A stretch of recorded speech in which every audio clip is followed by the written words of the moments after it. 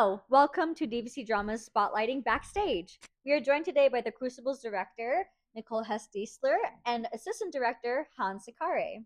How are y'all doing? Good. Doing good, doing good. All right, let's just jump into it. The Crucible by Arthur Miller was written back in 1953.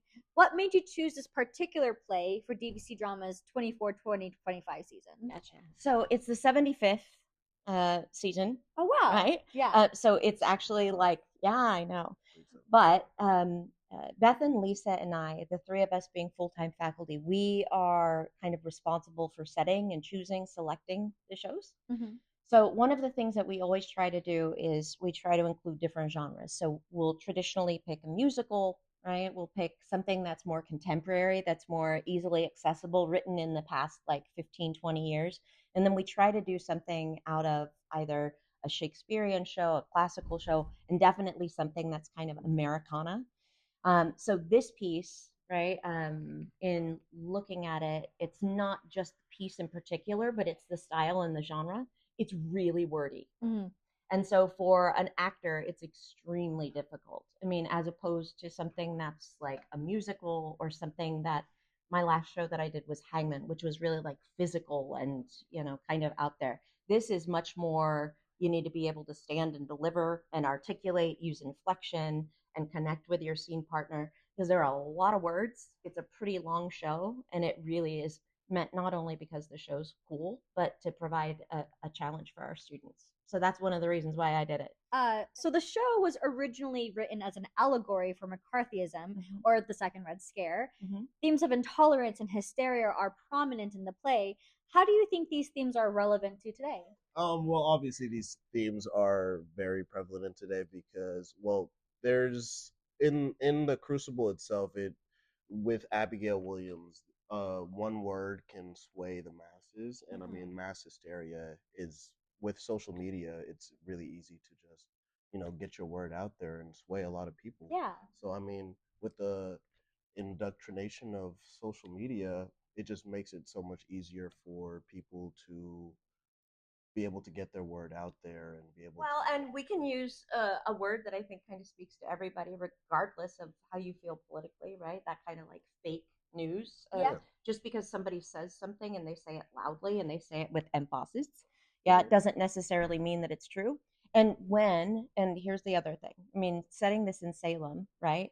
So ours, we decided to go a little bit more ambiguous. So we don't have like pilgrims hats and whatnot. And yes, they're Protestant. I mean, we're leaning a little bit more toward the ambiguity of the situation than because it's so easy then to blame it on, oh well, it's Christians, right? Or oh well, it's because they lived in Salem, or because it's so trying to homogenize it a little bit more. Our cast is very, very diverse.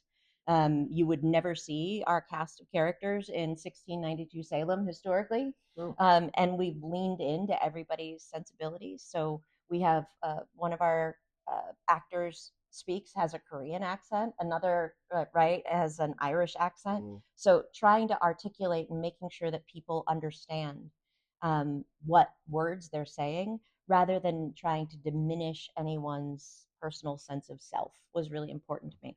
But the last little thing about this is my hope is that people watching it will leave with a different experience and kind of reflecting back on going, huh, it's amazing. When people are not informed, we don't like to not know things as human beings.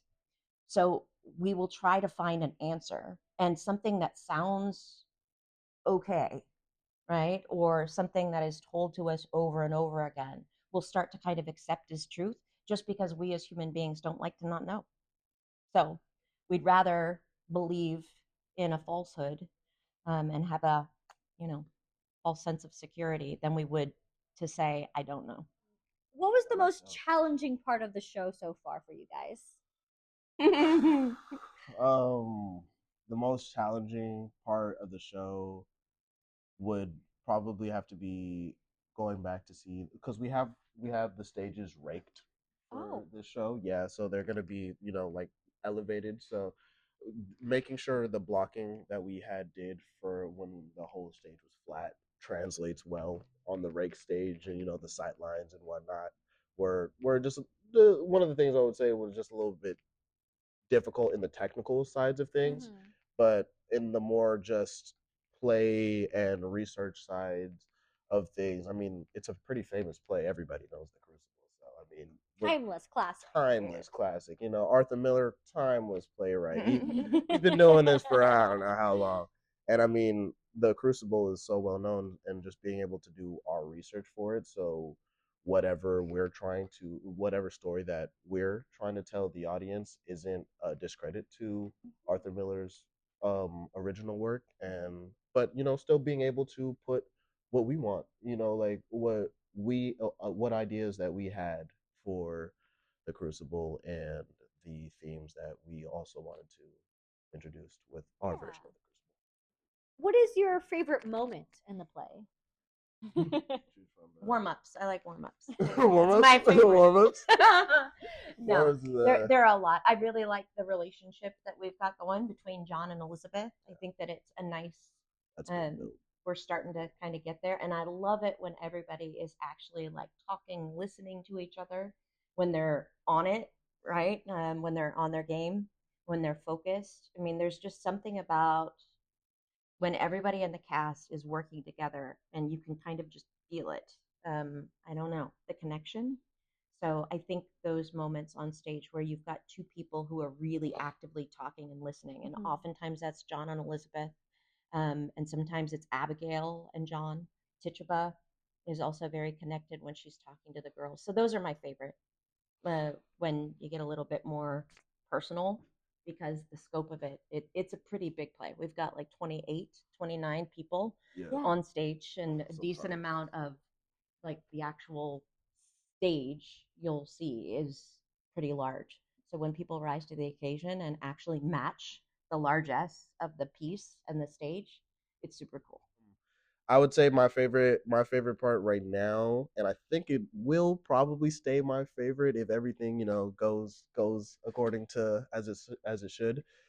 Just like the little intricate parts of the courtroom scene, especially when everything, you know, elevates and starts to get crazy and witchy, you know, spooky. I don't want to give out too much. Come watch the Crucible. I know these are terrible descriptive words. But leave some in mystery. Yeah. I want to leave mystery. You guys got to come and see the show. I don't know. Who knows? Do people fly in the Crucible?